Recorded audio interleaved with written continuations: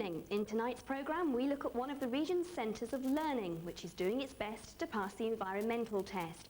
Also, why the letters UCLP may bring an end to the long-running war of words. We look at the prospects of a local derby in the last 16 of the FA Cup, and how Preston is getting ready for the event that happens only once every 20 years. A student returned to Lancashire Polytechnic today after fighting with the Croatian forces in strife-torn Yugoslavia. David Fergus, a 35-year-old mature student studying electrical engineering, spent a week with freedom fighters in Croatia but was forced to come back to Britain to sit his exams. Mr. Fergus, a private in the Territorial Army, spent his grant money travelling to Yugoslavia where he has a Croatian girlfriend. He says he just wanted to do his bit to help the Croatians. A man has been stabbed to death in Southport this afternoon. 38-year-old James MacDonald was taken to Southport General Hospital at 1 o'clock after neighbours found him lying in a pool of blood at Sagness Drive. He died an hour later from what doctors described as severe knife wounds. Police are holding the man's wife in connection with the incident and are appealing for any witnesses to come forward. A Southport man has been jailed for 5 years at Liverpool Crown Court after being found guilty of manslaughter. The jury took just 1.5 hours to convict 53-year-old Robert Askew of strangling his estranged wife. The court heard Askew was heartbroken after his 44-year-old wife Valerie moved out of their home and started seeing another man. After strangling her with his bare hands, he wrapped the phone cord around her neck to make sure she was dead. Sentencing him, Mr. Justice Wright told Askew he would have to live with the knowledge he had taken the life of another human being for the rest of his life. A Lancashire businessman has been found dead at his home in Lytham. The body of Tony Beck was discovered in the back of his garden in Clifton Drive. The 47-year-old multi-millionaire had a shotgun at his side and police say he died of chest wounds. Tony Beck was a popular entrepreneur with interests in property and catering businesses. He's best known as a former manager of the pop groups The Pet Shop Boys and Jethro Tull, who had recorded at the studios built into his house in Lytham. More recently, he had started to manage Donna Barnes, who he accompanied on a recent tour to Japan. Police say they don't believe there are any suspicious circumstances surrounding the death. Burnley football manager Jimmy Mullen has been banned from from driving for 3 years after admitting drunk driving. Magistrates at a Lytham court heard this morning how Mullen was driving towards his home in Bispham on the M55 motorway when he overtook another driver. He clipped the side of the vehicle, forcing its driver to swerve into the hard shoulder. Mullen then left the motorway and stopped at a service station. The police were called and a breath test showed 146 units of alcohol in his body. The incident happened on the day when Burnley went back to the top of the 4th Division after a convincing win over Gillingham. A 20-year-old Preston man has been sentenced to 12 months in a young offenders institution for attempted credit card fraud. Darren John Hamner of Cumberland House appeared at Preston Crown Court after pleading guilty to trying to use a stolen credit card to buy a tracksuit at a Preston shop. He also admitted using the card to obtain goods worth nearly £700 in June and July of last year. His defence asked for a community service order, but in summing up, Judge Lever said he felt he had to impose a year-long prison sentence. He claimed that Hamner's past history showed he couldn't be trusted to stay straight without being sent to jail. 4 men are appearing before Preston Crown Court charged with assaulting an off-duty bouncer outside a Lancaster nightclub. Rachel Ashworth has the details. Outside Brooks nightclub in Dalton Square. The prosecution said that Mr. Sutton had been beaten about the head with a brick in a sock and then kicked and thumped as he fell to the ground. The defendants admitted they did cause Mr. Sutton grievous bodily harm last August, but only after provocation. The jury expect to reach a decision later today. Rachel Ashworth, North West Now. It seems that everybody is going green, and paper recycling is one of the major ways of cutting down waste and saving energy. Lancashire County Council has contractors collecting and recycling the county's waste paper, but is the Polytechnic as committed to the environment? The computer printers alone swallow nearly 40,000 sheets of paper a week. Kristin Hadland looked at what happened to all that paper now and where it might go in the future. We throw away paper without thinking, but there are privately run collection points like these all over Lancashire where you can bring paper to be recycled. The County Council also provides 26 metal cages on different sites, each able to hold up to 6 tonnes of waste paper. But while there has been more and more paper recycling throughout the county, the Polytechnic has been slow to follow this example. It has been left up to individuals to organise ad hoc schemes within their own departments. The Students' Union was one group which tried to set up a paper recycling scheme, but they, like others in the Polytechnic, came up against problems. Peter Holbrook is External Affairs Officer for Lancashire Polytechnic Student Union. So much paper now is being recycled, which is a good thing, that the market is actually quite poor at the moment, and it's not actually economically worth us going down to the recycling plant. So at the moment we store it and take it down to a local council recycling bin. Hopefully we'll be having our own recycling bins, which will be able to store our own recycled paper in, and have a more efficient system running very shortly. At the moment there are 3 recycling bins on campus. These are for recycling glass. Lancashire Poly has no collection points for paper. 18 months ago, a committee was set up to tackle environmental issues in the Polytechnic. They commissioned a green audit to find out what savings could be made through recycling and energy efficiency. Quentin Merritt is the research fellow in charge of the audit. I think that in all areas we'll find that the efficiency with which we use resources can be improved. It's impossible to say how much at the moment, but in things like energy, water, or our use of paper, we can probably make savings both from an environmental point of view and also from a financial point of view. Quentin Merritt will present the results of his green audit to the committee in October this year. If he recommends that a Polytechnic-wide paper recycling scheme should be introduced, then there is still a lot of work to be done to make staff and students use it. I think there are 2 things that are important. One is increasing environmental awareness throughout the Polytechnic, and that through a variety of means, such as notices, the use of the Polytechnic media, such as the papers and journals, the Polytechnic teletext. And then the other thing is to make sure that you devise a system which is easy to use. People won't go out of their way to do things, so if you want them to put paper in specific bins for recycling, those bins have to be convenient for them to use. The green audit alone has cost £8,000. Is it going to be worth it? £8,000 could be well spent if the recommendations made by Quentin Merritt, who's carrying out the green audit on behalf of the Polytechnic, are actually seen through. I have some suspicion that not all of his recommendations will be carried out. If that's the case, then it'll be a waste of £8,000. And now here's Stuart with details of a mixed weekend for the region's football teams in the FA Cup.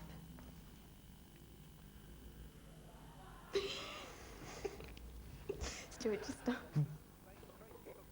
Bolton Wanderers took the lead against second division Brighton when on-loan striker Andy Walker flicked home a Tony Philliskirk header, Walker proving to be a big hit with the Bolton fans. Brighton offered little in attack but equalised shortly afterwards. Former Arsenal striker Raphael Mead latched onto a long ball out of defence and showed all his experience with a cool finish. Bolton booked their 5th round place after 70 minutes when Brighton defender McCarthy handled a seemingly innocuous cross. Top scorer Tony Philliskirk buried the penalty kick. And Philliskirk has the chance of his 18th goal of the season. Normally takes them left-footed into the left corner. When Number 1, Bolton Wanderers. Number 9 will play Southampton or Manchester United. Burnley put up a battling performance at second division Derby in their postponed 3rd round tie, but Derby's class told in the second half, Williams scoring with a deflected free kick.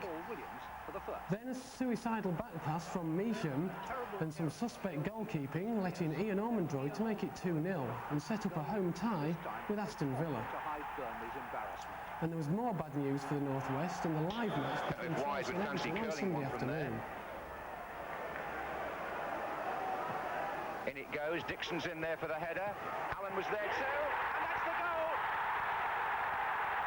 Clyde Allen, so typical and so well taken.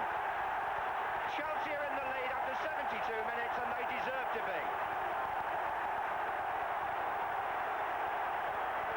The ball is played in towards Kerry Dixon. It comes back out, now look at this, that is class.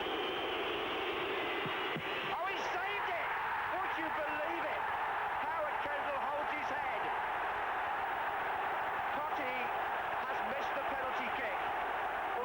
the most popular man in the Everton dressing room at the moment. Now, 1992 is the year of the Preston Guild, a unique survivor from the Middle Ages. No other town in Britain can boast an event like it. The first documented guild was held in 1328, and after 800 years, it's as popular as ever. Andrew Glynn investigates the background to the celebrations. The Preston Guild is held every 20 years. The first time this century was in 1902, when the event was a local affair. As each guild comes around, the celebration gets bigger. Since the 16th century, the guild has taken place without interruption, until 1942. The Second World War caused a 10-year delay, but in 1952 the guild was back, bigger than ever. Thousands of Prestonians gathered outside the town hall to hear the final proclamation of the Guild. Certainly a proud occasion in the history of a town that is famous for its rich diversity of industry. Streets were gaily decorated with flowers and bunting for this ancient ceremony. The town hall... Improved communications meant that during the 1972 Guild, more than 1 million people from around the world came to Preston. The phrase, once in every Preston Guild, is now part of everyday language in the Northwest. But where does this expression come from? Just what is the Preston Guild? Essentially, it's a unique celebration that goes back now over 800 years to the first known charter that the town has, dated 1179. Does it still have a relevance today? Not to the extent that it used to have. Its main relevance today is an awakening, if you like, of commercial activity and fostering the pride that people have in their own town. But the original historical things are now lost in history. This time round, events run from January to December. All Preston's main venues are being used, as are school halls, churches, parks and leisure centres. Whatever your age, there's bound to be something for you. Everything from a board games competition to a full reenactment of the Battle of Preston with 3,000 soldiers. But who pays the bill? Will the people of Preston be expected to help with the funding of the spectacle? Inevitably there will be some cost to the community charge pay, but the intention is to limit that as much as possible, and we are hopeful, indeed optimistic, that at the end of the day we will in fact make a profit and it will cost the community charge pay nothing. A lot of the events are self-financing. A lot of events cost nothing anyway to put on, and as I say, hopefully at the end of the day we will come out with a profit. But of course, profit isn't the only aim of the year. It's hoped the event will put Preston on the tourist map and attract new investment to the area. As far as the people of Preston are concerned, the Guild comes round once in every 20 years, and it's a unique tradition they want to preserve for future generations.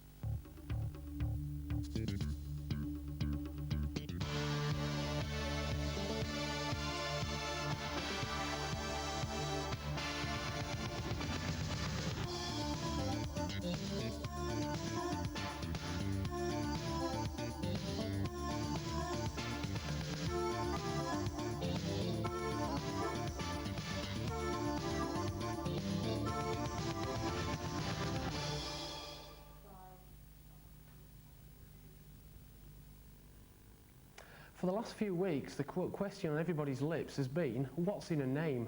The problems of choosing a new name for Lancashire Polytechnic, now that it's to become a university, has caused endless debates and arguments.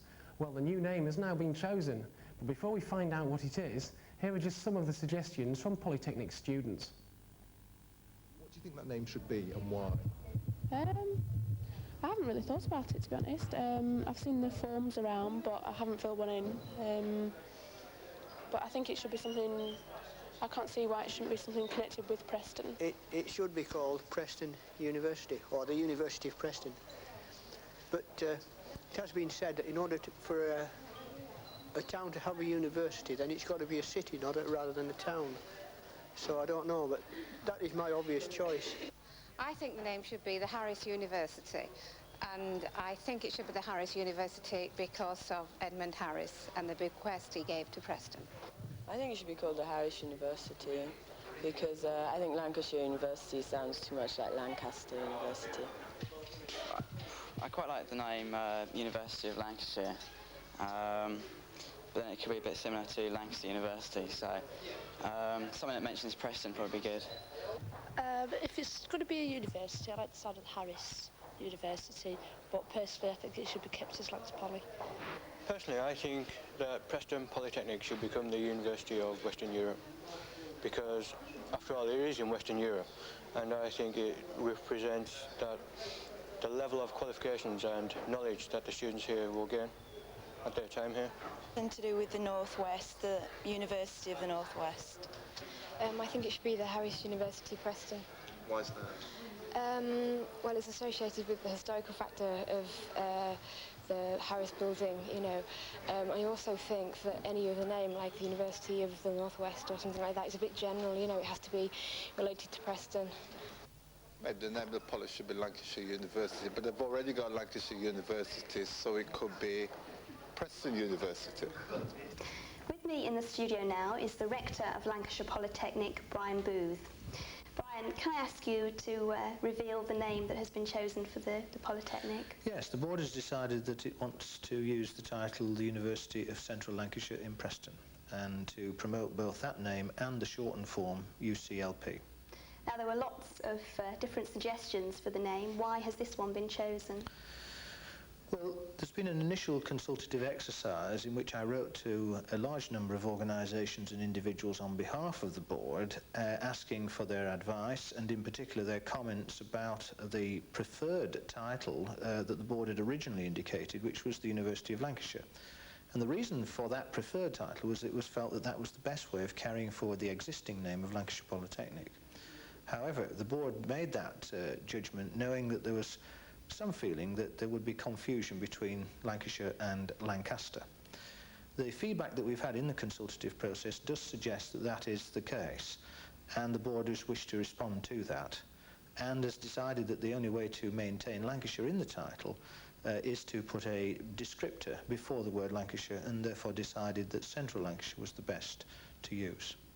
Quite separately, there was quite strong views expressed that the word Preston should figure in the title, and hence we've come to the conclusion that University of Central Lancashire in Preston is an appropriate descriptor of the new title, and the shortened form UCLP has got its attractions, and we would like to use that as well. How much involvement have the students had with making that decision? There's a student member on the board, and she brought the attention of the board to a student poll that had been taken, and the University of Central Lancashire did figure quite highly in that as a preferred title. Finally, why not just Preston University? Well, the Polytechnic works with a wide range of organisations, and many of those are outside Preston, and the strong feedback from those organisations and colleges is that they prefer Lancashire in our title, to give us the feeling that we're working in a much wider geographical area than just Preston, and we wanted to respond to that. Is it not simply just snob value? No, it's not snob value. I mean, it is this question of actually working with your partners, whether they're colleges of further education, whether they're industrial partners or whatever, and trying to recognise their aspirations and needs as well as our own. Brian Booth, thank you very much for joining us. Thank you very much indeed. Finally, a look at the region's weather. It'll be a cold night tonight in the northwest, with minimum temperatures down to -5°C. There'll be widespread fog and dense freezing fog, particularly in low-lying areas. The wind should remain light and variable. Tomorrow, the weather should stay dry, with temperatures hovering around -2 to 3°C. Frost should continue throughout the day, with areas of patchy freezing fog. And that's all from Northwest Now. We'll be back at 5 o'clock tomorrow. So from Kath and me, good night.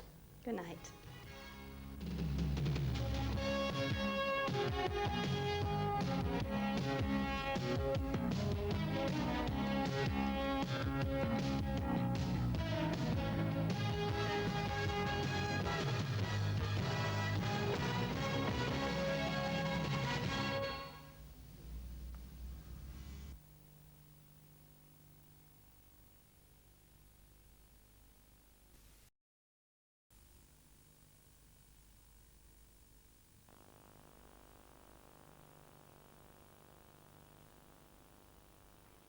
Northwest Now with Stuart Silvers and Niall Donnelly.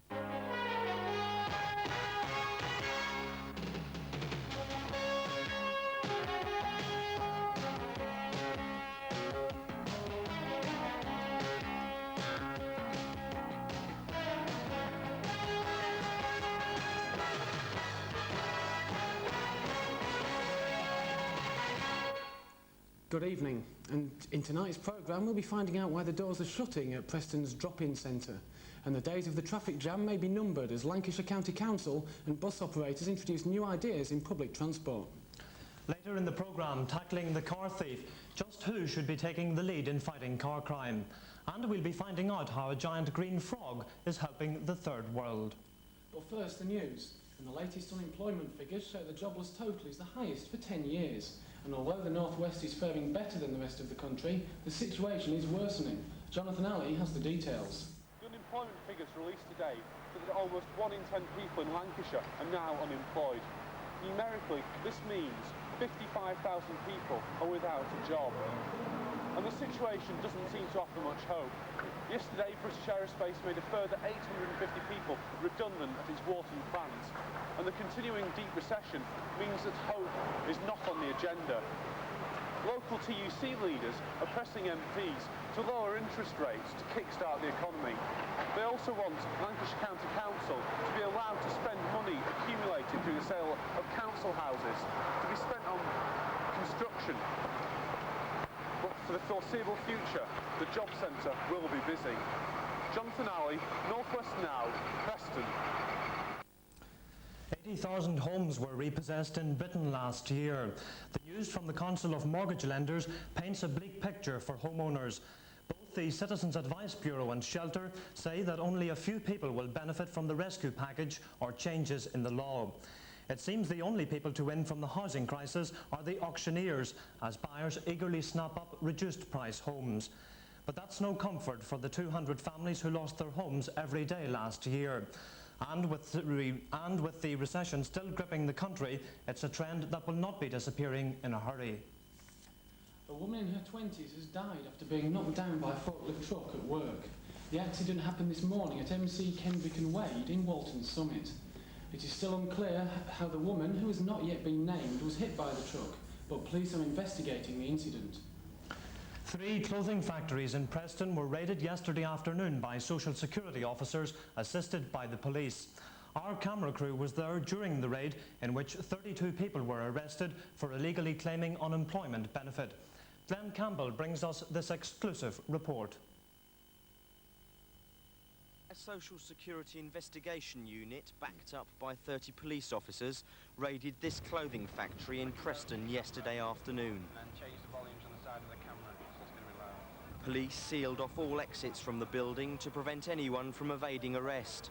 However, in an attempt to cause widespread panic and confusion, someone inside the building set off the fire alarm, and all 220 employees had to be evacuated as 2 fire engines arrived on the scene in response to the false alarm. This is the latest in a string of similar raids by social security officers across the county. And as one community leader claims, it has created a high racial tension in the area. The clothing factories which were raided today manufacture jeans and offer part-time work.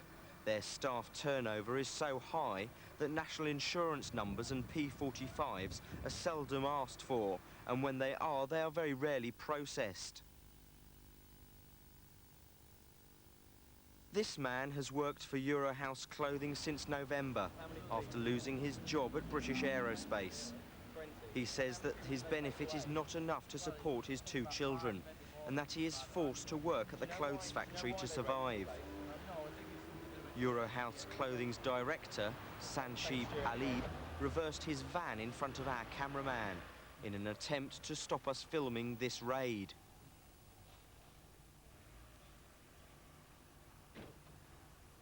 Halib later refused to comment on why he had not checked his employees' records properly. Police arrested 32 people from these premises, releasing 30 this morning on bail.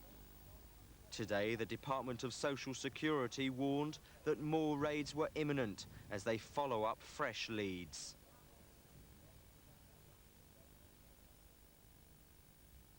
In one area of Lancashire, 1 in 16 girls aged between 16 and 19 is pregnant. That's the shock finding of a report into mothers-to-be in Chorley in South Ribble. The report also reveals that during 1990, more than 20 schoolgirls were pregnant before they were 15. The district's Public Health Director, Dr Sabapathi Sivayahem, says the figures show a need for better sex education in schools.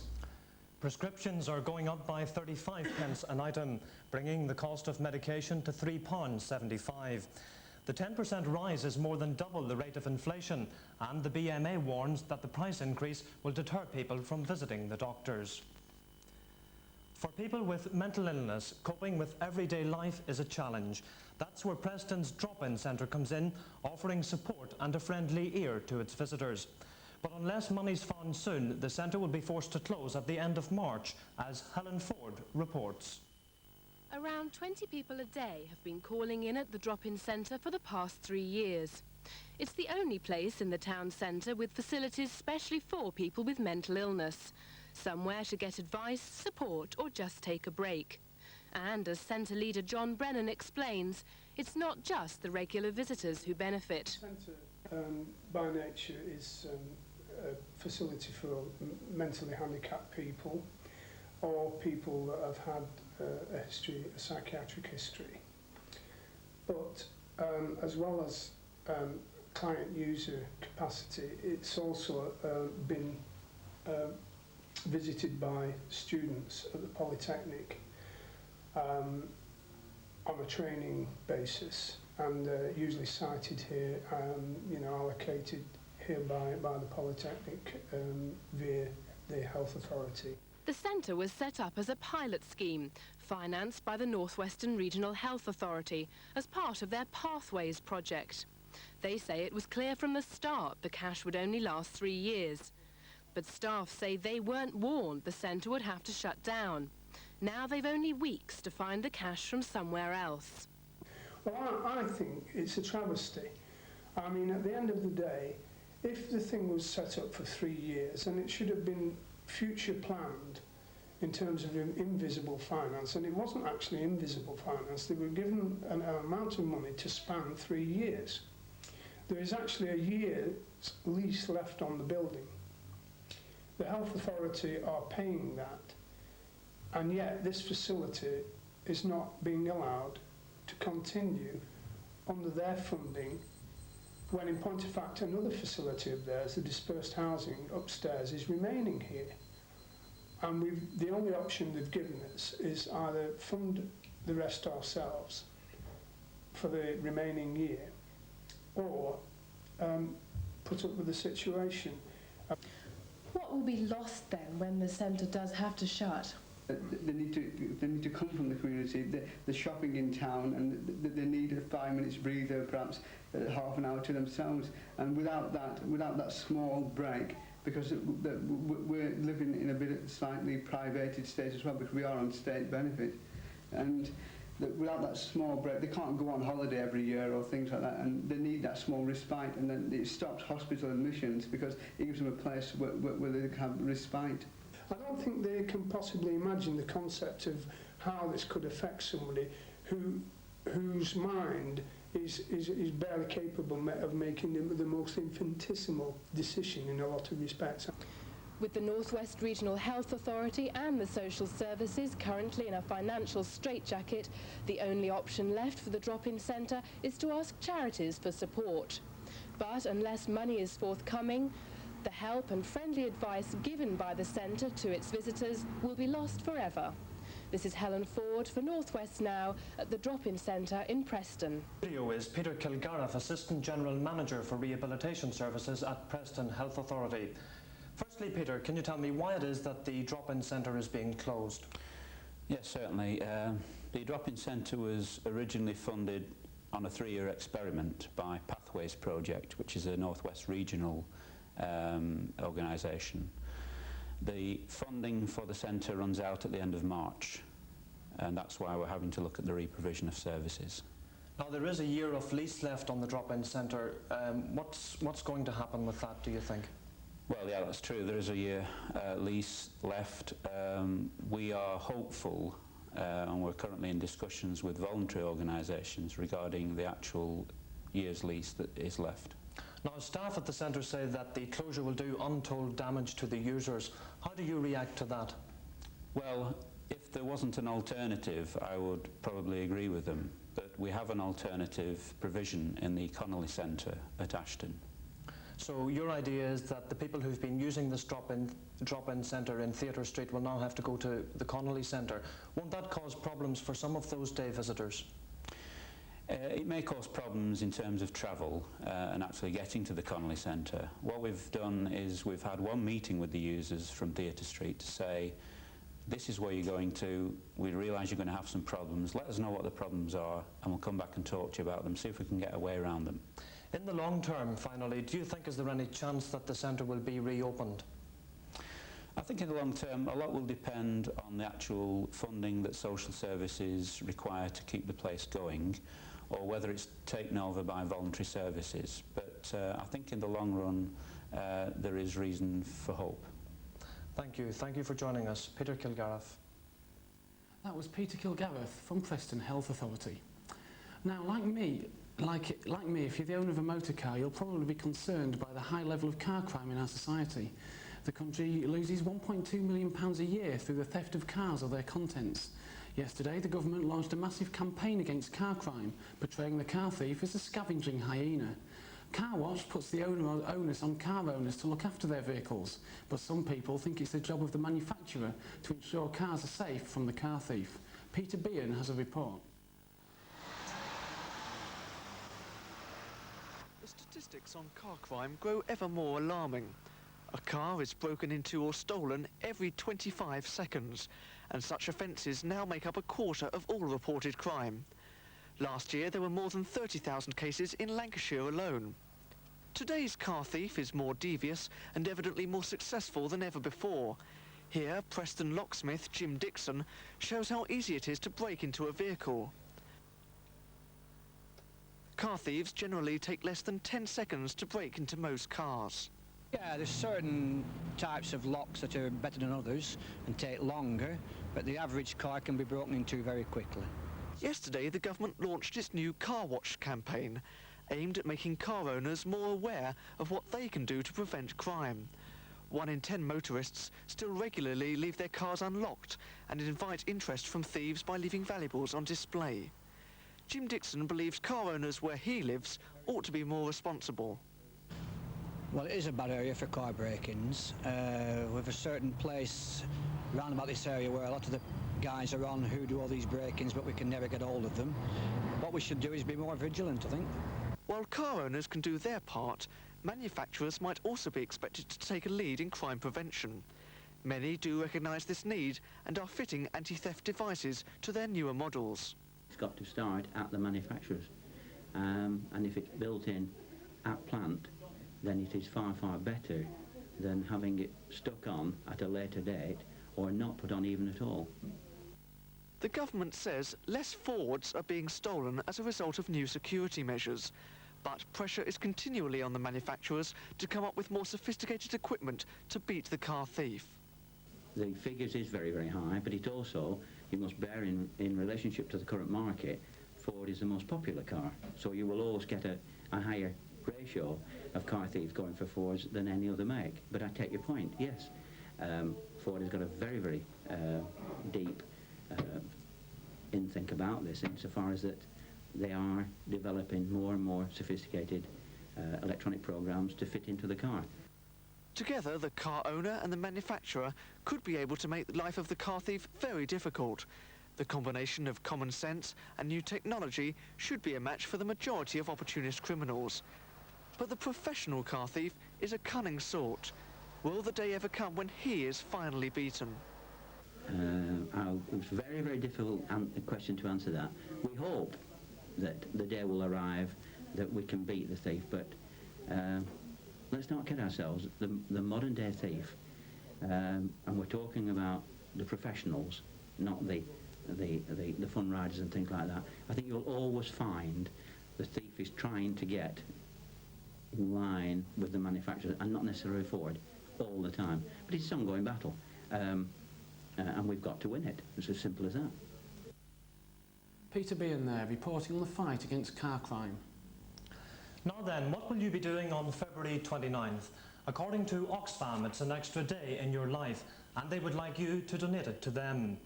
It's all part of what promises to be a very unusual 50th birthday party for an organisation which is needed even more today than when it was founded in 1942. Here's a report from Kristen Hadland. Mike Ash-Edwards, who's the regional coordinator for Oxfam. Mike, this year is the 50th anniversary of Oxfam. How did Oxfam actually get started? Well, Oxfam started back in 1942, which, as people remember, was the middle of the Second World War, when a group of people in Oxford were concerned at the plight of Greek civilians who were starving behind German lines, and they started raising money to provide supplies to prevent those people starving. I've come a long way since then. What events are you planning to celebrate your 50th anniversary? Well, I suppose we want to do two main things during our 50th year. The first is to use it to raise significant extra income, so we can use that for our overseas work, for which we have a considerable need of extra money.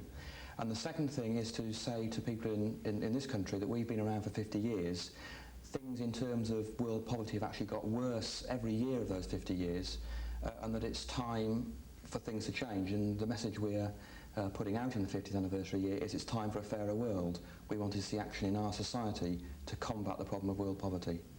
Now, the events that you're trying to get organised, you're trying to get people to organise them. Why have you decided to do it that way rather than you coordinating it centrally? Well, one of the particular things we're asking for from the British public is 1 million days. We want them to either give us a day's work or to give us £25, which is the equivalent of a day's development work overseas. One of the main ways we're asking for that to happen is for people to use February the 29th, Leap Day, which is an extra day that they have this particular year, to organise an event, perhaps on a leap theme, to raise money for us. It's far more effective if we get people to organise events themselves and give us money than if we go about organising an individual major event. So you've got this little frog as your symbol. How can people get the publicity to actually organise these events? Well, that's right. Leapfrog is the symbol, and is not just small. Yesterday I was with a 20-foot version, which was huge, I can assure you. What people can do is to go to an Oxfam shop and pick up an action pack alongside, if they wish, T-shirts, mugs, badges and the like. That action pack will tell them exactly what they can do, how they can hold an event to raise money for Oxfam on the 29th of February. Now, obviously, the 29th of February is just the start of the year. What's happening for the rest of the year? Well, there'll be a large number of events in the rest of the year organised by Oxfam groups around the country. For example, every Oxfam shop in the country this year will be organising a birthday party on the date that it started. So there'll be 850 birthday parties around the country, and obviously we're in the process of organising a major event on October the 5th, which is Oxfam's 50th birthday itself. So you're not going to give me disclose any details about that at the moment? No, I think we'll let people know about that nearer the time. That's great. Thanks very much for talking to me, Mike. Thank you very much. Oh, now, did you get stuck in traffic today? The amount of vehicles on today's roads is on the increase, so what's the solution? Some people think the answer is underground systems, others tramways, but in Lancashire many see the way forward as the bus. The county is to receive special funding from the government to help with the problem, as Andrew Glynn found out.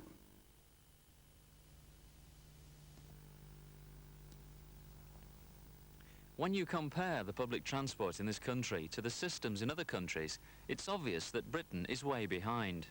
The bus carries more passengers every day than any other form of public transport, and yet the amount of investment in bus schemes is minimal. To greatly improve the bus service would cost a fraction of the amount spent on other more glamorous schemes, with a minimum of disruption to town centres. With me is Ben Coulson, who's the Commercial Director of Ribble Buses, who are largely involved in this new scheme. How involved are you? What sort of projects are we going to be seeing? Well, we've been involved nationally in lobbying the government that there's actually something worth doing and there's a problem to be solved. The type of projects we're going to see up and down the country are simply to demonstrate whether or whether not public transport has a role to play in pushing back the tide of the car taking over cities and really destroying city centres. In Lancashire, we're going to see 3 projects which have been funded by the government. One is in Lancaster, one in Preston, one in East Lancashire. Are we going to see an increase in the number of bus lanes? Or? Almost certainly, because the fact is that the bus is a much more efficient mover of people into the city centres, so long as it's got freedom to move. Our great problem is that we're caught in the congestion, and in fact the very people sitting on the bus who are not causing the congestion are being hit hardest by it, because a bus isn't allowed to rat run, for example. So the whole idea is to get separated lanes for buses, and then we can really show what we can do. This is going to cost a lot of money, and figures like £250,000 have been mentioned, which to me doesn't seem a lot of money in terms of a massive scheme like this.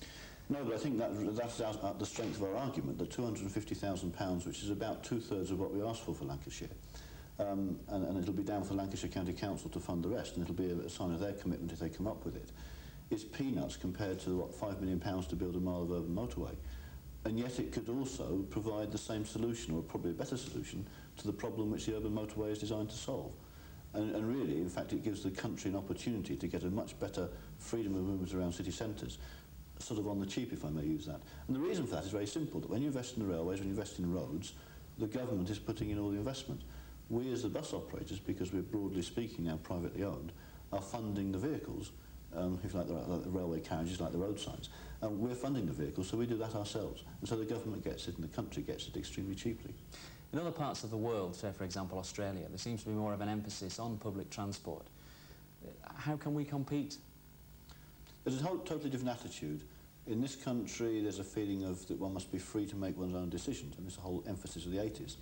And in that, I suppose, is the freedom to go and drive into a traffic jam. I mean, enough people did it in Preston before Christmas last year that it was taking us a half an hour to get from the bus station to Fishergate Centre, what, about half a mile? I mean, it's as silly as that. In other parts of the world, they tend to say, no, there's a balance of freedom of civil liberties, if you like, and that there has to be some restraint to allow the greater good for the majority. The other great difference is, though, is there's enormously different sums of money put in. I mean, you're talking about £250,000 in Lancashire. The scheme that you're particularly talking about in Australia is something in the region of, I don't know, £50 million. Is this the sort of guided bus? The Adelaide guided bus scheme.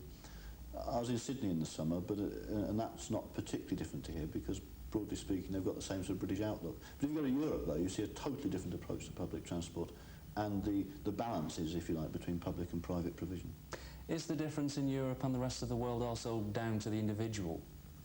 It's down to two things. First of all, transport is removed from being a political football in the local and national scene. That's crucially important. Secondly, over many decades of a different attitude and consistent investment rather than stop-start investment that we have in this country, people have come up with a totally different attitude, that it is right to use public transport in the interest of the greater good. There's one place in this country that got close to that, and that was Sheffield, where during the 70s and into the mid-80s, there was a decade of a particular policy that was actually ended by legislation in the mid-80s, the whole emphasis of which was to bring up a new generation thinking differently. And although car ownership was high, there's no doubt that people use public transport more. So then, Ben, could you just tell me about what we're going to see on the roads of Lancashire then? Sure. Developing over the next 2 years in Lancashire, you'll see park and ride schemes where you have out-of-town car parks at sort of motorway intersections, that sort of thing, then people being bussed into town centres on modern, good quality bus services, especially provided for them. In Preston, there's going to see a lot more development of bus lanes and bus priority measures at traffic lights, so that it gives us a priority movement and this type of thing. In East Lancashire, we're looking at something rather more revolutionary, which will be to provide at bus stops real-time information about when the next bus is due, where it'll be going. The technology's there, you see it on London Underground at the moment. We're looking at then taking that out into the street and putting it into the street scene. So you're going to bring the bus into the 21st century? Yeah, very much so, definitely so. Thank you very much. Pleasure. That was Andrew Glynn speaking to Ben Colson, Commercial Manager of Ribble Buses in Preston. Now let's take a look at the weather. Tonight will be cloudy with rain expected by dawn. Southerly winds will be strengthening with minimum temperatures around 3 degrees centigrade. Tomorrow will continue wet and windy. Although it'll be mild in most places, it'll get colder later on with minimum temperatures around 7 degrees centigrade. Finally, as children, most of us dreaded bath time. But for adults, bath time often means a chance to relax, reflect, and for some, escape from the worries of everyday life. Stuart decided to look into what we in Lancashire get up to in the bath.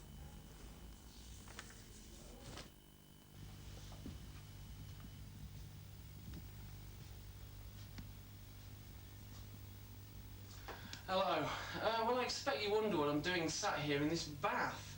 Well, a recent survey said that the average Briton spends 5 days every year sat in the bath. I've not had a bath yet this year, so I'm just trying to put some hours in. Only 4 days left now.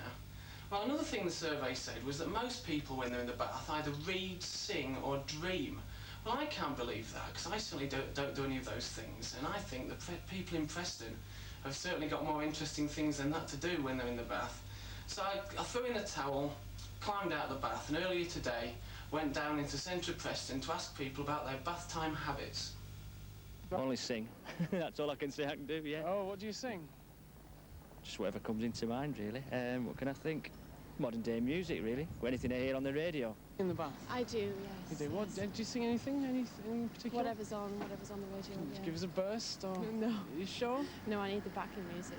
Do you do anything interesting in the bath at all? Just wash himself. And that's it? I just sleep in the bath. Isn't that dangerous? No. No, you could fall asleep and drown. Do you know that? I've done it, no, I fell asleep, but I've woken up under the water, just in time, like. I must be doing anything interesting in the bath. Lots of interesting things, but I'm not telling you what they are. You can't. My wife does. She take a cup of coffee in the bath with her and smoke a cigarette, but I don't. That'd be telling, wouldn't it? I play with my ducks and smoke my pot in my bath. No. I just get in and get out. Well, songs like Bon Jovi. Okay. She was blonde and she smiled and she made my heart go wild as a storm and arose within. I stopped, I stared, I couldn't find the words, crazy thoughts running through my head. What's her name, where does she live? God, what I'd give to get her next to me. What I'd say, what I'd do to get me next to you. That'll do. So what do the people of Preston really do in the bath? Perhaps we'll never know. Personally, I think they've got some really sordid secrets to hide. This is Stuart Silvers, North West Now, in the centre of Preston. And let's hope that next time Stu goes for a bath, he'll remember not to keep his clothes on. Well, that's all from the programme this evening. Join us again at the same time tomorrow evening if you can. But for now, from Stuart and from me, good evening.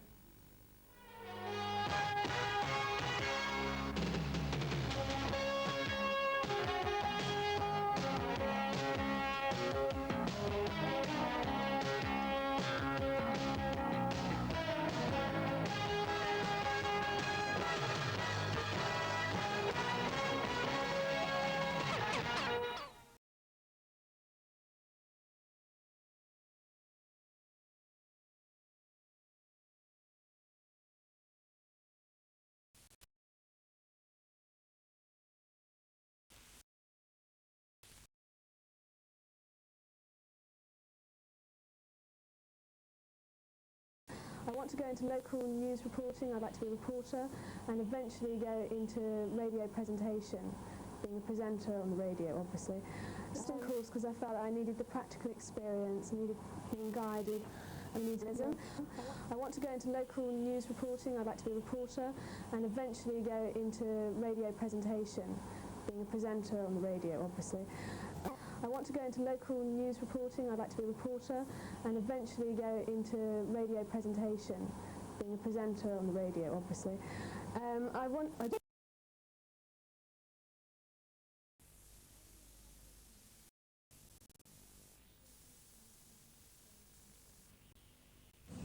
I've got about 6 groups at present.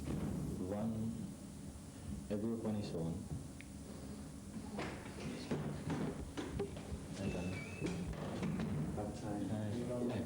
Yes. All right. Okay, then try that one again. As Ethnic Minority Development Officer for Age Concern, how many groups have you set up this year? All right. Okay, then try that one again. Right. Are you? I need to move the camera to the profile. Right. As Ethnic Development Officer for Age Concern, how many groups have you set up this year? All right, okay, then try that one again. Hard job. And then do you want, what did you have for breakfast? This is the old cliche.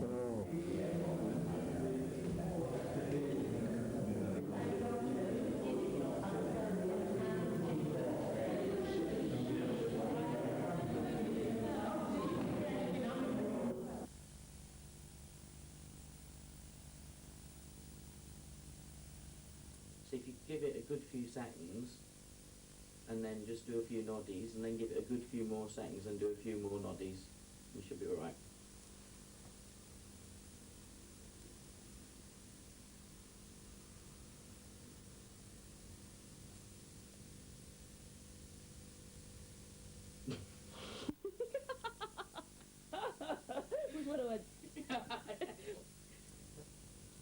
How long was it, do you think? I think it's a bit long, actually. Yeah. It's because he kept, I don't know, I felt as though he kept sort of trying to get away from the subject. I should have really found out some bloody figures, facts and figures, shouldn't I? But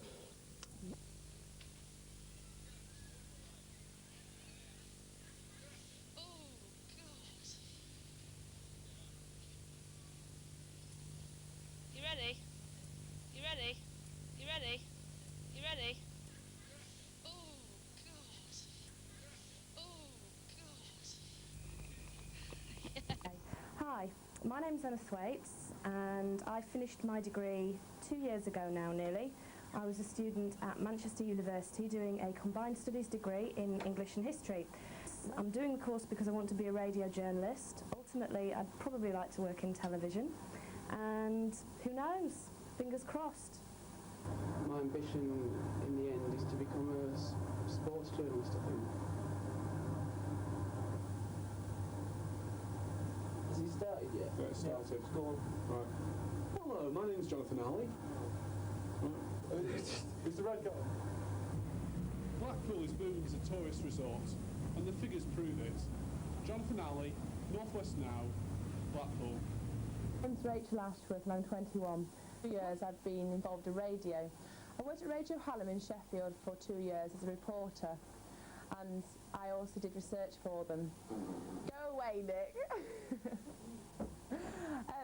I applied for Preston course in my third year of university, and stop, Joe. I applied for Preston course in my third year of university, and I think my ultimate ambition would be to go into Blue Peter. I don't particularly want to go into hardcore news. I want to be a presenter. Don, what is it that we've got here?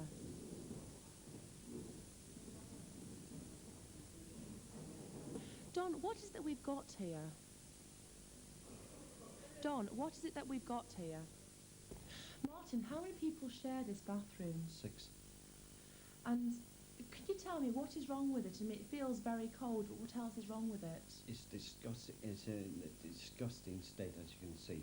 I mean, you only have to look. The toilet don't flush properly. You have to take the top off there.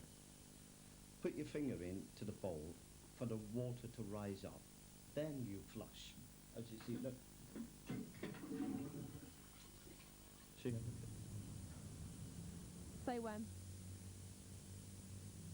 The homeless in Preston are forced to walk around the town in the daytime to keep warm, but at night they are forced to sleep in the parks. There's nowhere else for them to stay. They sleep under the trees or in the bushes. This is an example of one of the places where they stay, under the bushes, where there's some, at least some shelter for them from the rain. I'll do it again, actually. I'm not sure I'm going to say, 'cause stop. Hello, my name's Belinda Artingstall. I'm originally from Workington in Cumbria, and in the future I hope to work for the BBC in local radio as a reporter, and then hopefully as a news editor. That's it. I'm going to say, David. Well, the red light's flashing. I presume that means that we're on. My name's Andrew Glynn, and I suppose you could say I'm the granddad of the course, really. That's why I've gone last, you see, to give everybody else a chance, all these youngsters. Well, I'm a mature student, and since leaving school I've done various things. I mean, everything from being a road safety officer, where I organised tufty clubs.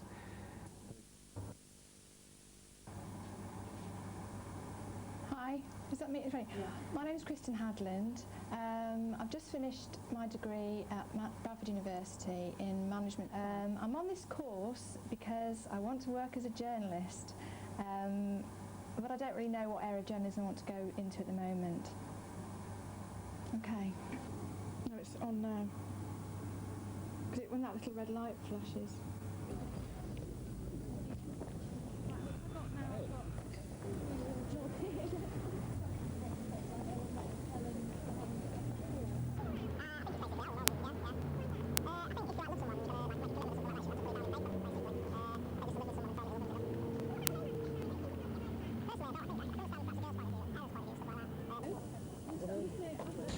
Why do you drink? I don't know. Because everyone else does it. So, which school are you at? Millfield. Could I have all your names, please? Jackie. Laura. Lana. Sarah. Full names, please. Jackie Bird. Laura Jagger. Lana Badley. Sarah Foltz. I must regret to inform you that I'm with the police.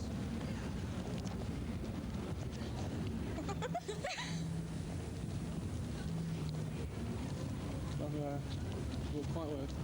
Yeah. Where'd you go drinking? Where'd you go drinking? Cool. Cash in on the general election. And Preston Guild's tatty hats get stitched up. I bet you practiced these last night, didn't you? Detectives have released an artist's impression of the face of kidnapper's sled. Can you please sit up straight? Oh, sorry, yeah. Yeah, that's slouch, Clem. All right, what do you mean, God, yeah. Shoulders back. Pull down. Sit properly to the table. Excuse me. If you took the shoulder pads out, we get the whole thing on the screen. You know, there are lots of people. You're going to have that third shredded wheat this You're wearing exactly the same shirt as yesterday, aren't you? I'll wear this shirt for 4 days So now. am I. I've got it out of the cupboard. Good blimey. I like yours is curling up slowly at the end.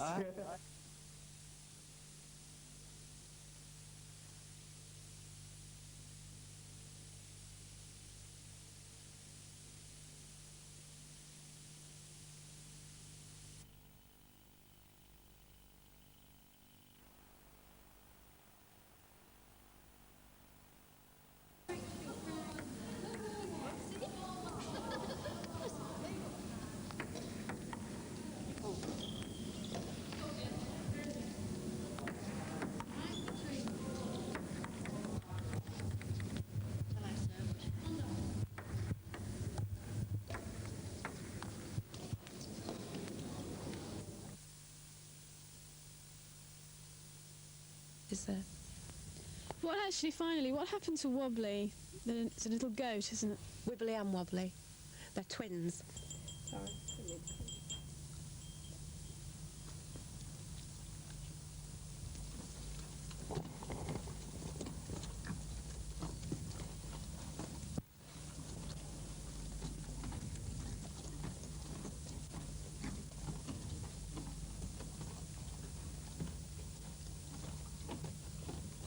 Tree. Sorry, what? Okay, sure. Come on. Come on, you look really good there. What's he called? Do you know? Soldier. Soldier. Soldier. Soldier. Soldier. Come on. Come on. That's it. Come on. Come here. Come here. I feel like bending down at this rate, but I'll be consumed by... Right, okay. Oh, he's not gonna...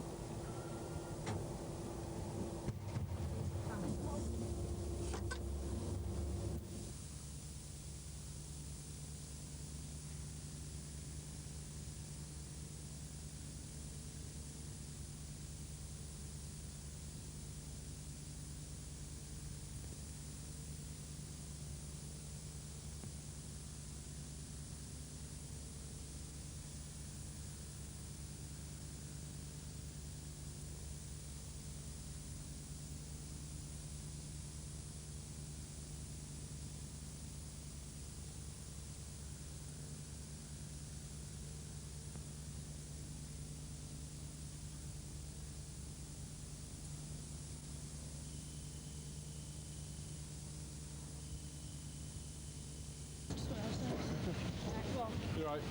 Yeah. Right. A recent survey said that it takes women 6 looks at a bloke to see whether they fancy him. Do you think that's right, or do you believe in love at first sight? Love at first sight. Why? I don't know. Cool. See him. But do you believe in love at first sight? Well, sort of. You know what I mean? I think women are really finicky, you know what I mean? They know exactly what they want, and if you're not what they expect you to, you know what I mean, then forget it. You know, they're after a certain thing, and if you haven't got that certain thing, forget it.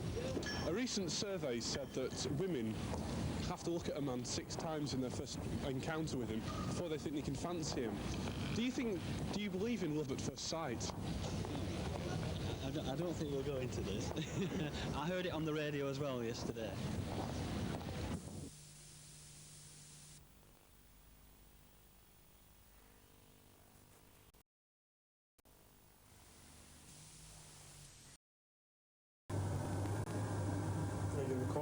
Recording.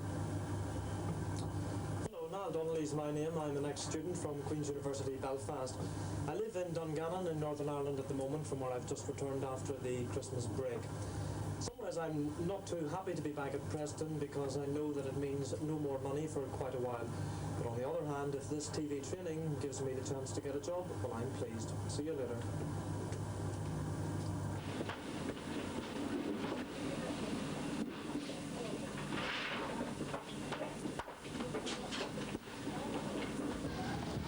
It looks then as if what was once a safe Conservative seat here in Ribble Valley has now become a marginal.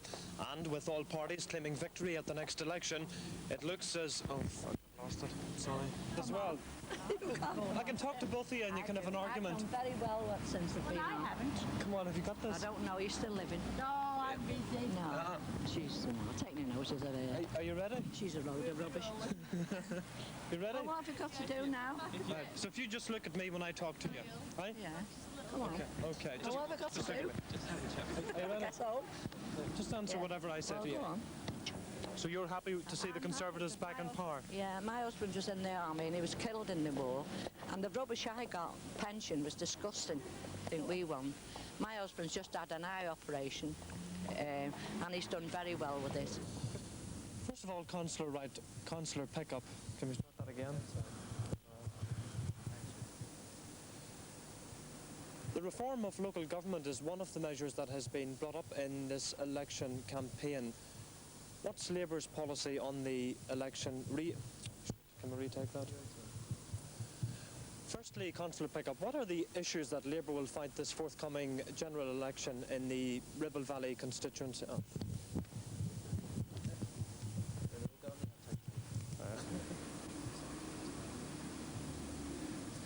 It looks as if the next general election will be held on April the 7th, but with the parties running neck and neck in the polls, it's almost anybody's guess as to who will form the next government. That decision will probably be the result of how the polls turn out in the marginal constituencies. One of those constituencies is South Ribble. Ribble Valley it is, sorry. Mr. Carr, the Liberal Democrats in the last by-election in Ribble Valley won overwhelmingly. I think we take that again. Sorry. And if you like, a kick up the bum. A kick up the bum for the... Like a kick up the bum. Clear kick up the bum for the Conservatives. A thoroughly deserved one. They'd inflict... One of the mysteries, if you like, surrounding the Liberal Democrats is that they sometimes seem not to have definite policies on definite issues. Can you tell us some of the policies that you do have? Oh, good grief. We've got tons of policy documents. I think people, if they took a trip to our headquarters and saw the whole welter of policy documents that we've got, would certainly not be able to say that. But it's not simply about huge policy documents. We have a policy... I'm not happy with this question. Can I do that? Okay, no problem. Yeah. We're still okay on time? We're heavy on the bullshit factor. Yeah. Right. And if this TV training gives me the chance to get a job, well, I'm pleased. See you later.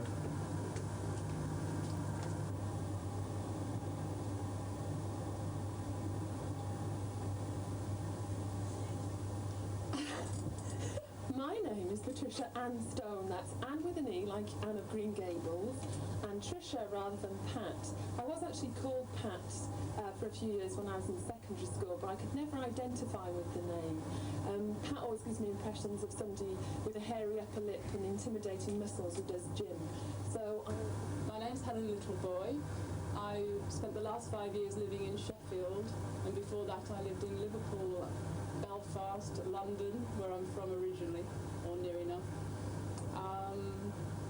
Recently I've done everything from being a videotape editor to a New York cocktail bar waitress. Tell me when. Still on the break. Try at a high speed. God's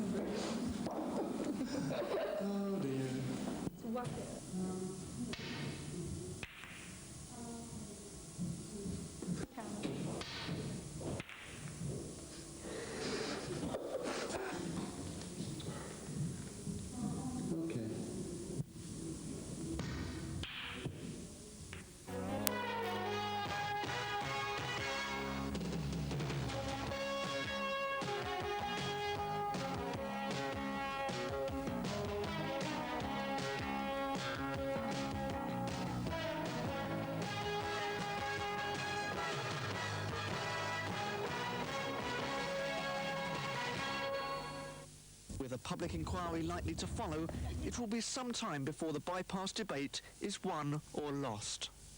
Peter Bean reporting there. I'm joined now by Terry Dean, Lancashire's Assistant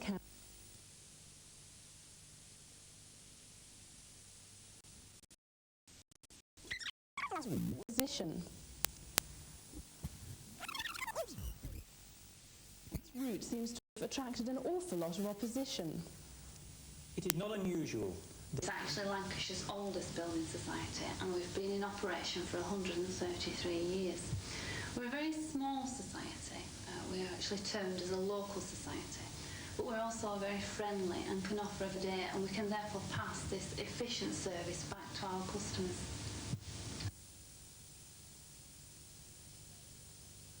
So, the Chorley District Building Society. But the question remains, can the other small local societies do the same? Kath Marston reporting on the new charges facing Halifax customers. Which was stolen from Lancashire Polytechnic. No one has been hurt in the accident. Lancashire Constabulary have named the new head of the county's CID. 47-year-old Bill Hacking is replacing Norman Finnerty, who retired earlier this year. Mr Hacking joined the Lancashire Force in 1965. During this time, he has been head of Blackpool CID and Lancashire's crime coordinator. He is currently in charge of Operation Angel, which is investigating illegal land deals in Preston. Mr Hacking will take up his new job on Monday.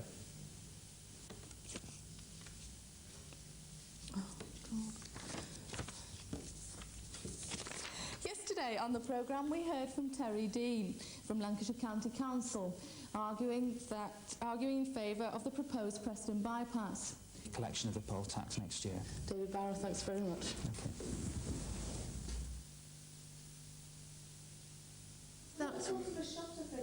And here we have the weather by Linda Smith. The weather and travel, it'll be cold tonight in the northwest with minimum temperatures down to -5 degrees centigrade. There'll be widespread frost and dense freezing fog, particularly in low-lying areas. Tomorrow it'll remain dry and cold with temperatures hovering around -2 degrees centigrade. The wind should remain light and variable, and on the roads tonight, there's single-lane traffic on the A584 southbound to Blackpool. Police are warning drivers of dense freezing fog on the roads, and in some places visibility is less than 40 metres, so motorists are being asked to drive very carefully. And tonight's picture was brought by Stephen Lloyd from Lancashire Polytechnic. I'm on a transit site here in Preston with some travelling people. Bridget, how long have you actually been here? About a week. And what sort of facilities has the council provided for you? None. These days, we have different sorts of solvents that are being abused, don't we? Could you just, like here, we've got a few here, could you like pinpoint the different ones that you have and what they actually do to you, the physical damage?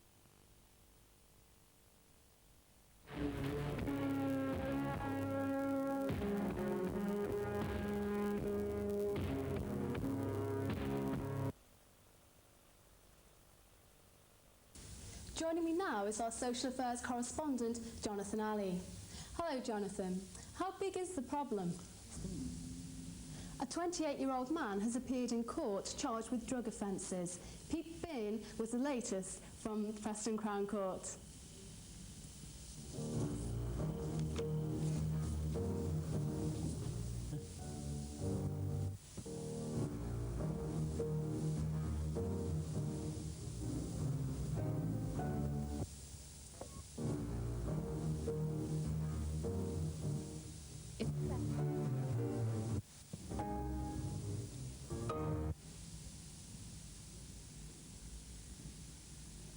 And the weather this evening. Well, to be quite honest, love, I don't vote for none of them. I don't vote for any of them because, to tell you the truth, when I did go to vote, they said they hadn't got me down. Do you think that the campaigns are getting more insultative as the years go by? Of course they are, yeah.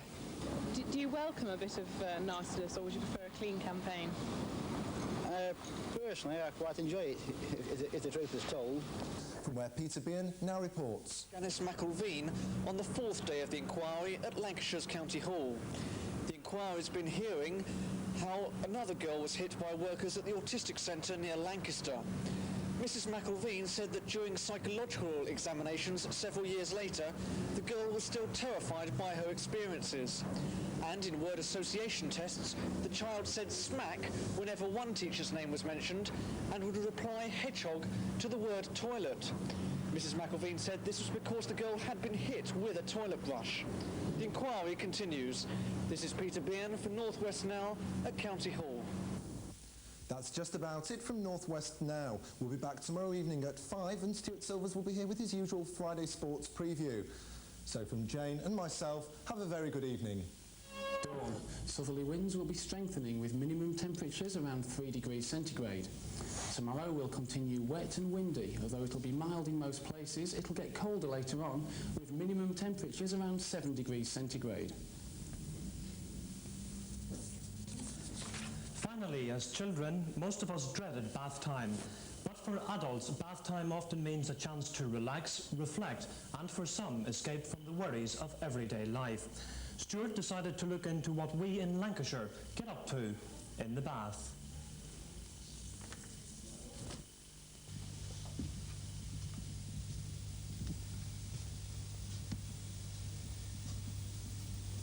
Hello.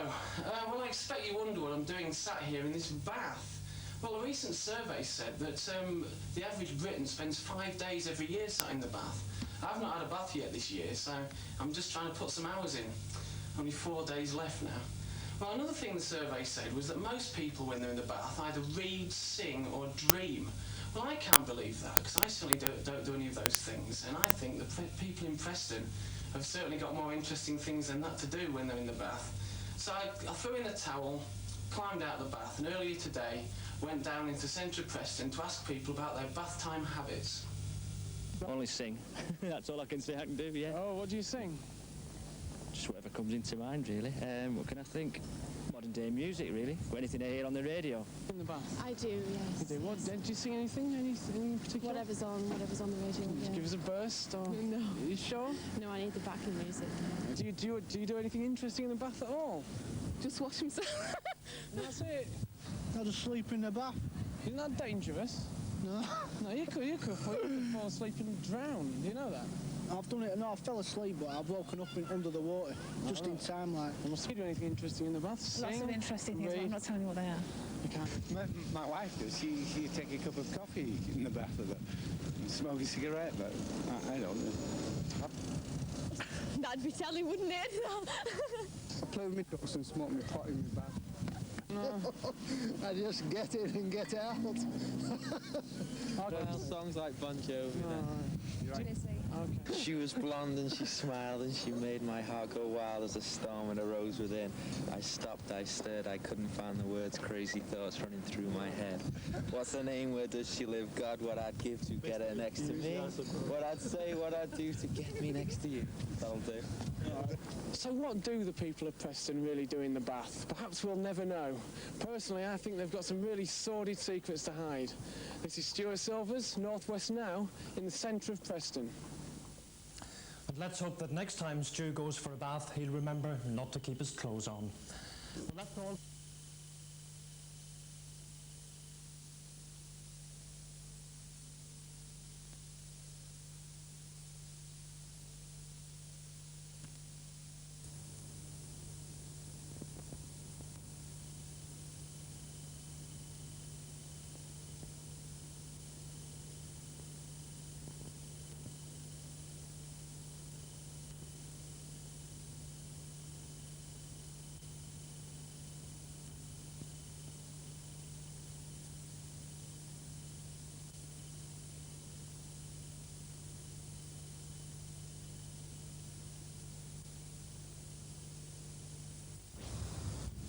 This is one project the National Health Service is claiming as a success story.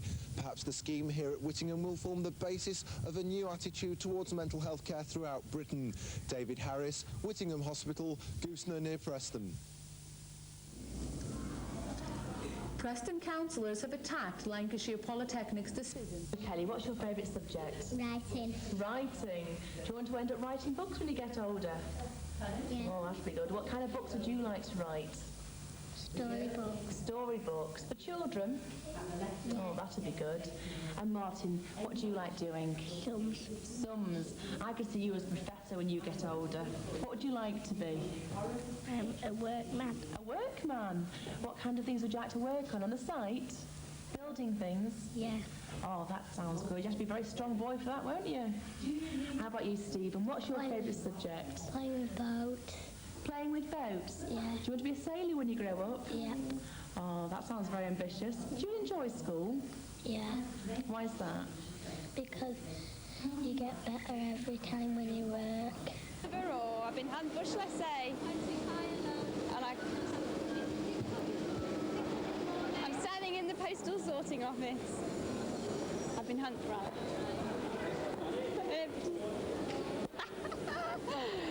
I'm a bit uncomfortable actually, but anyway. Right, should we just do a dry run and see what happens? Don't film it. Oh, right.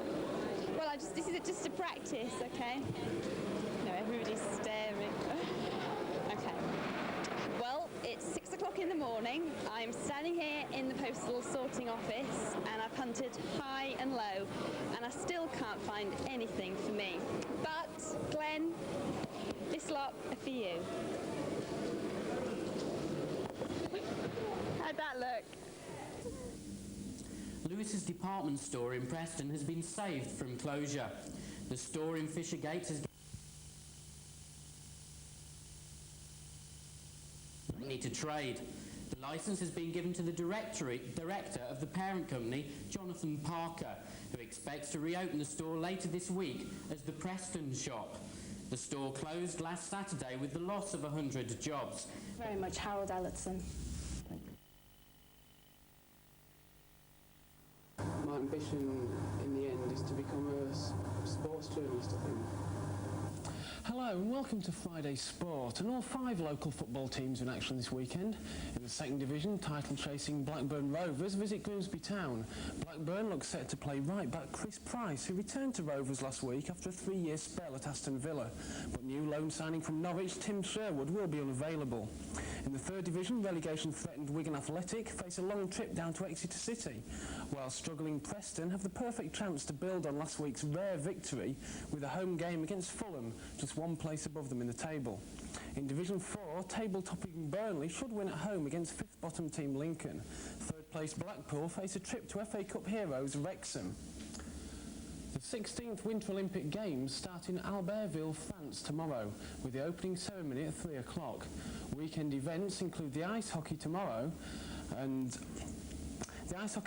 the men's downhill from Val d'Isère, luge, ski jumping and figure skating. Britain's best chance of goal seems to rest with short track speed skater Wilf O'Reilly, who competes a week on Thursday. In cricket, the third and final test match in New Zealand continues this weekend, finishing on Sunday evening. England have already won the first series 2-0 of course, but they obviously want to win this one in the run-up to the World Cup. But the New Zealanders had other ideas. England had a bad morning and Ian Botham's return was a disappointment as he holed out to Cairns off the bowling of Su'ah for just 15 runs. England lost 6 wickets very quickly, and when Su'ah trapped last man Tufnell LBW, England were all out for 305. New Zealand lost an early wicket. That of opener Blair Hartland caught both and Bo Lawrence for just 2, but they recovered as Jones and Wright took the score to 104 for 1 by the close of play. But it's a low-scoring match, and there should be a result later this weekend. In Rugby Union, Preston Grasshoppers aim to get the promotion bandwagon rolling tomorrow in Courage League Division 4 North against Harrogate at home. Grasshoppers controversially include England lock forward Wade Dooley, but Dooley has said that his first loyalty is to Grasshoppers. On Sunday, Warrington Rugby League team play Hull KR in the Stones Bitter Championship Division 1. In Division 2, Rochdale travel to Carlisle. And that's all from Friday Sport for another week. We'll be back on Monday with a full roundup of the weekend action. A look at the region's weather. The heavy and persistent rain will continue overnight, with strong southerly winds likely throughout the country, bringing hail and thunder. Temperatures overnight won't be much higher than 10 degrees centigrade. Tomorrow should see a brighter start, with rain dying out over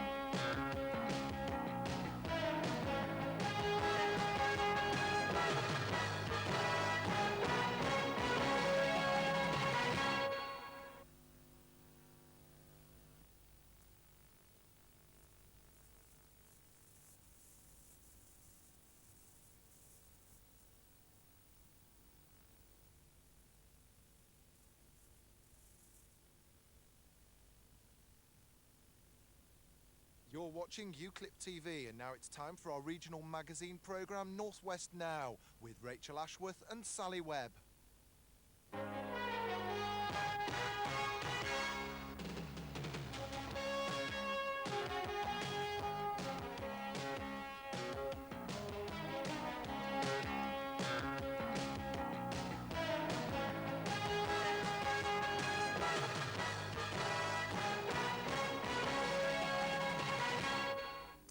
Good evening.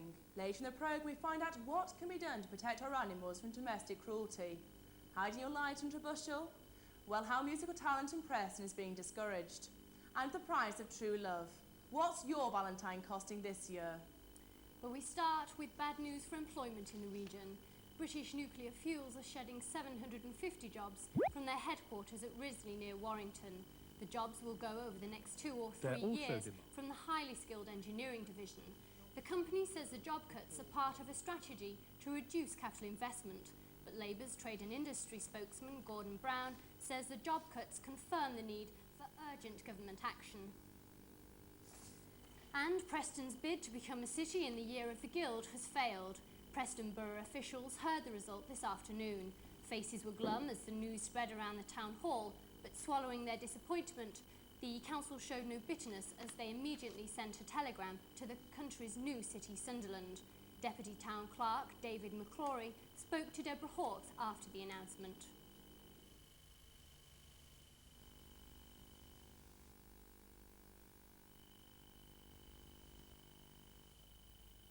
Disappointed, certainly, but in no way snubbed. This is a very signal distinction that's been conferred today, and it's no reflection on the town, the fact that it has not been chosen as the single town to have this status conferred upon it. It would, of course, have been very appropriate and good for the town if we had managed to obtain the status in Preston Guild year. And the fact that we were having the Guild and having the Queen as the patron of the Guild was one of the reasons that gave us some cause for optimism, and and therefore, yes, to that extent we are disappointed, but it will not affect the guild, it will not affect the commerce of the town, and the town will continue to go on from strength to strength. Almost everyone at some time in their life has dreamed of being in a band, but many people get no further than playing the recorder at school. For the unemployed, lack of money may make musical ambitions almost impossible. But this isn't the case in Preston. The Open House Centre on Grimshaw Street runs a music workshop for anyone who wants to play an instrument. Kristen Hadland went to find out more.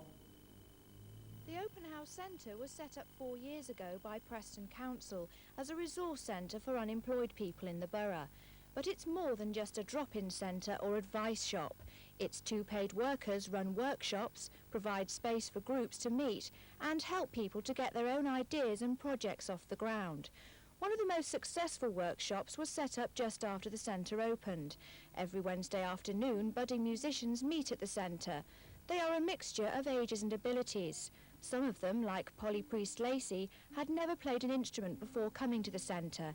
Now, after only 3 months of tuition, Polly can pick out a tune on the guitar. She says coming to the centre has changed her life. It's done a lot. It's opened up lots of other avenues as well. I've made a lot of friends. I've started doing other courses, even started tutoring on one of their courses. And just everything really, it's just a completely new world. Because you said you didn't like even going out of the house. No, I didn't. I used to stay in all the time. And since I've come here, I've been better with people as well. I got a very sort of claustrophobic, you know, and just didn't want to go out or anything. So it really got me out of my shell and made me open up with other people as well. Logan Kirk is the assistant manager of the centre. He believes the music workshop is one of the best examples of what centres like Open House can achieve. It gives somebody who hasn't got the chance to actually get involved in something like a music workshop because of maybe finance or position a chance to do so. It's also a great advertisement for the centre and has helped an awful lot of people in the past. What kinds of different music do people play here? All sorts. I'd say that I've actually learnt more styles of music by helping to coordinate this workshop than I would have otherwise.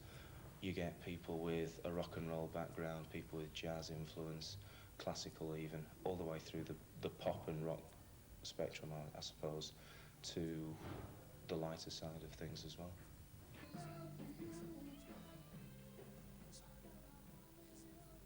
The centre has its share of success stories. Several local bands originally met up at the centre and play at festivals and events organised by Logan Kirk.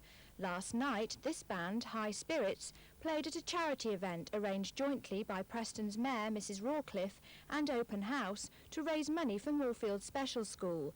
The Mayor believes this kind of project can serve a double purpose by helping local charities and also by giving musicians from Open House something to aim for.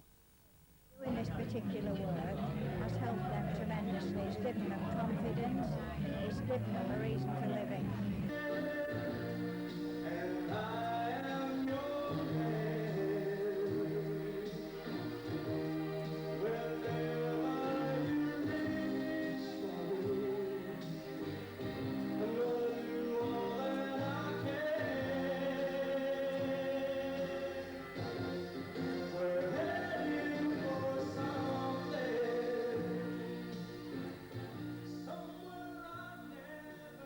Johnny Pete started learning to play the guitar at the Open House workshop soon after it opened. He now works professionally on the pub and club circuit. He is the first to admit that the workers at Open House first put him on the road to success. Went down to the centre and Logan Kirk helped me out with chord patterns and scales. I practised at home and then go back and practice again at Open House with the band. So I believe you applied for an award and the centre helped you to get that. That's right. It was 18 months ago when I applied for that. It was the Prince's Youth Trust. They awarded me £1,500 and it was Logan again, big star Logan. He helped me with the application forms and everything to them and the bank, and everything went great. The next open house production will take place at the end of April. By then, who knows, they may have discovered yet more of Preston's hidden musical talent.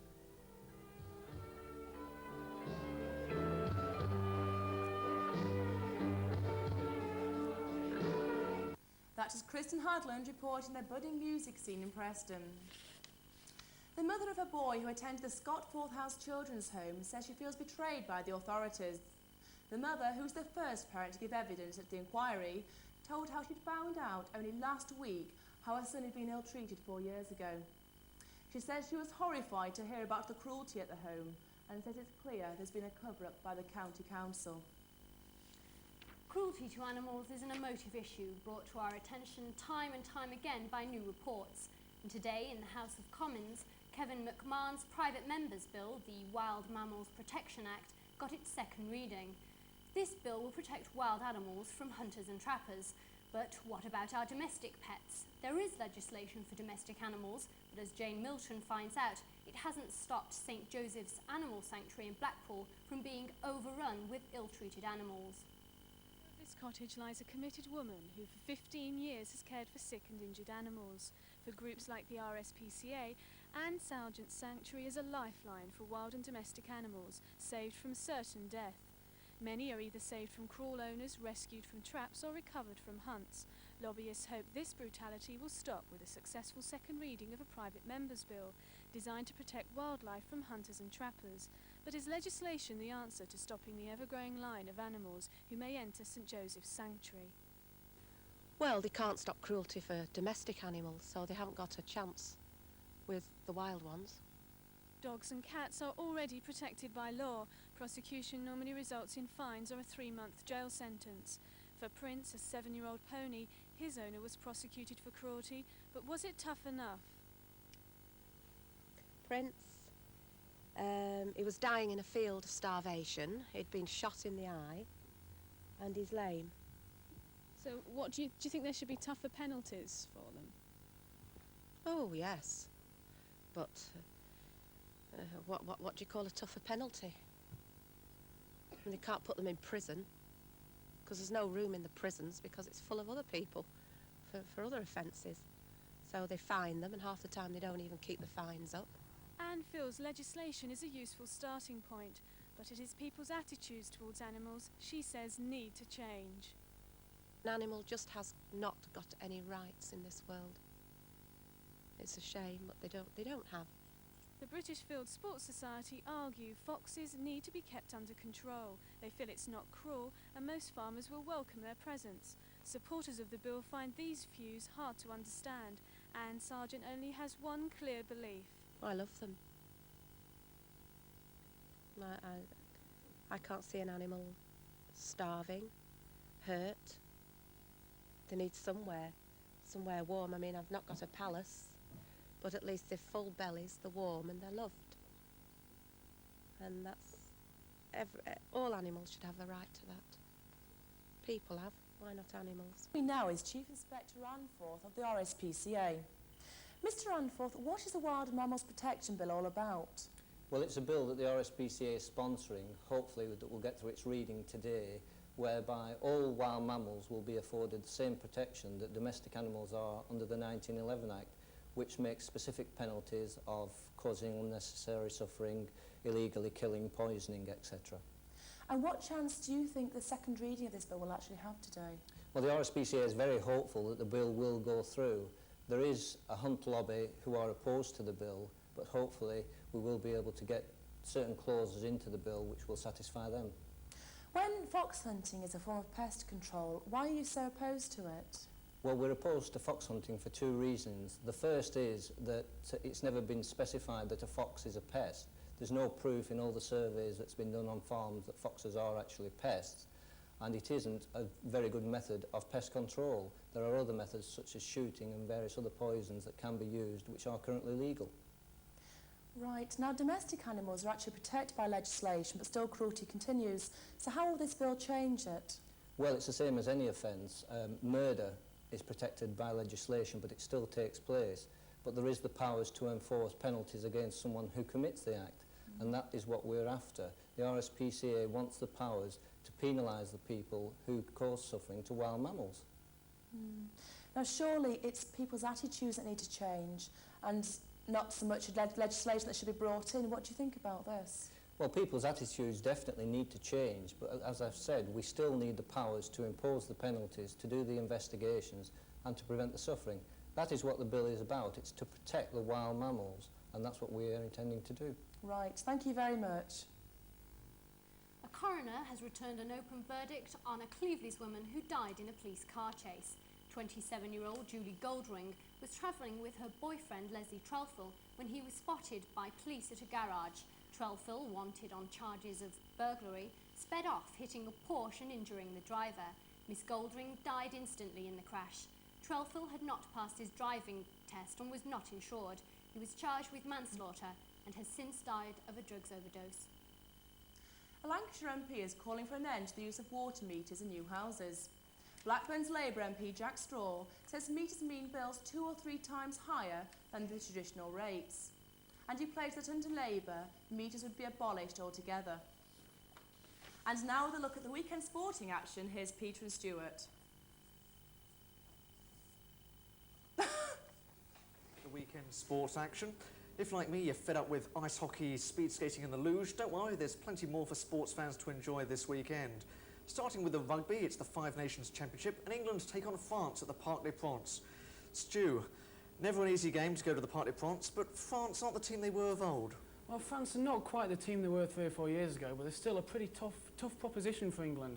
I think this game will be the Grand Slam clincher. The team that wins this one will win the Grand Slam.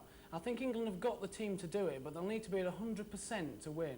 The French, obviously, England have won the last 2 visits to the park, and the French will obviously be playing their hardest to try and avenge these 2 defeats. I know that the new French captain, Pierre Berbizier, my old friend Pierre Berbizier, Dear Pierre, is trying his hardest to get the French team playing with the flair and style they did a few years back. But I've still got to back England to win it. So if you're listening, Pierre, I'm sorry, but it's got to be England tomorrow. And of course, we've got Ireland and Scotland there with the other match at Lansdowne Road. Now soccer, it's the 5th round of the FA Cup tomorrow, and 16 clubs left. And there's one for you, Stu. What was the last 2nd Division club to win the FA Cup? Well, you can't catch me out with that one, Pete. It must have been John Lyall's West Ham back in 1980. You're such a know-all, Stu, but you always get it right. And of course, with so many of the big teams already out of this year's competition, a lot of punters have got their money on 2nd Division clubs. But what price the 3rd Division? If we take a look now at what local clubs are left, I think you'll see that we've got Bolton there in a glamour tie against Southampton. What do you make of that, Stu? Well, I know, speaking to Phil Neal, that he would have much rather played Manchester United. That would have been a real glamour tie, a big northwest tie, and it would have probably brought the glory days back to Burnden Park for the first time in a long time. But you've got to say that Southampton do offer them a far better chance of cup progress.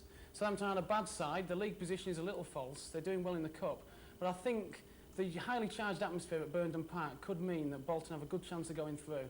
And I mean, with the cup, with the amount of First Division teams out of the cup already, I think Bolton have a fair chance of going all the way. Good crowd there tomorrow, don't you think? Or Sunday, I should say. Anyway, on to the cricket, and it's the last of the 3 one-day internationals between England and New Zealand on Saturday tomorrow. And a bit of surprising team news. Of course, Lancashire boys are not in there because they're injured. But I think now we can have a look at the England team. Stu, a bit of a surprise, that order. Yes, it's a bit of a surprise batting order, but I think it's an experiment in advance of the World Cup. I know that they've already won the one-day series against the New Zealanders, so it's not really going to matter, the result of this. And the World Cup is obviously the most important. I think Botham will still open in the World Cup.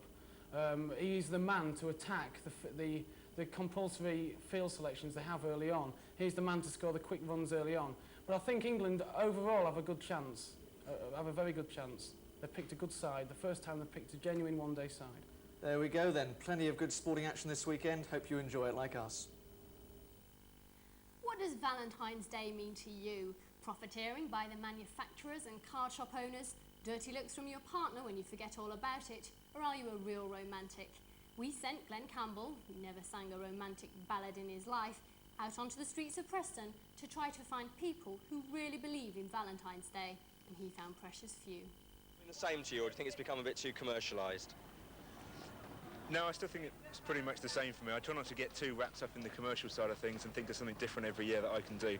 So last year it was a surprise visit. This year, been a bit rushed, so it's been just flowers and a cake this year. But so those flowers are for someone special then? They're for someone special. That's right. What have you been doing? Have you been doing anything special this Valentine's Day? Well, not really, because I've been at work, but this morning my husband gave me some flowers and breakfast in bed. My husband's turned 70, I'm 68.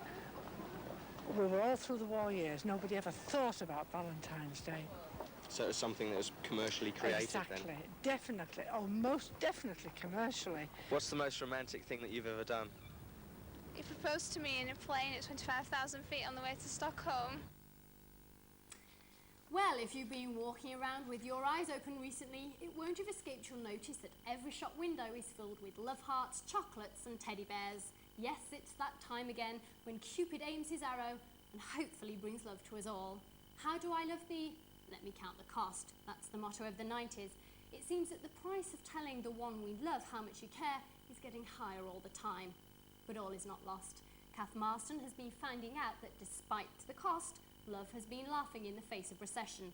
She brings us this report. The Royal Mail says it's handled over 10 million cards today, all of them sealed with a loving kiss. They say people still send Valentines because they can keep their identity a secret.